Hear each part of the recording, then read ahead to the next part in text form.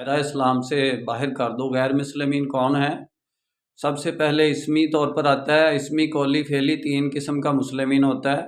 سب سے پہلے اسمی پہچان پر آتا ہے۔ اگر وہ اسلام کی دی ہوئی پہچان پر کوئی کہتا ہے کہ میں نہیں ہوں، میں مسلمین نہیں ہوں، میں سنی ہوں، میں شیعہ ہوں، میں اہل حدیث ہوں، میں نقش بندی ہوں، مجددی ہوں، قادری ہوں، سہروردی ہوں، دوسری پہچان پر اسلام کا تعارف کرواتا ہے، اسلام کا تعارف کرواتا ہے، یعنی کہ اس کے گھر کا اسلام ہے، اس کا مطلب ہے اس کے بابے کا اسلام ہے، اس کے فقیہ کا اسلام ہے، اس کے محدث کا اسلام ہے، اسلام کا تعارف کراتا ہے، تو وہ اس کو دائرہ اسلام سے باہر خارج کرو۔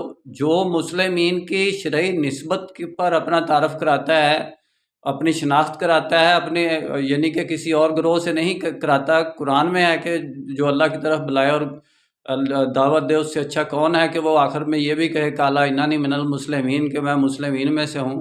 جو کہتا ہے کہ میں مسلمین میں سے نہیں ہوں، میں شیعہ ہوں، میں سنی ہوں، میں وہابی ہوں، ان کو سب کو دائرہ اسلام سے خارج کرو۔ ان تمام یعنی مسالک بندیوں کو، فرقہ بندیوں کا توڑ یہی ہے کہ مسلمین کی شرعی نسبت کا ہتھوڑا ان کے سر پر مارا جائے اور ان کو کچل دیا جائے۔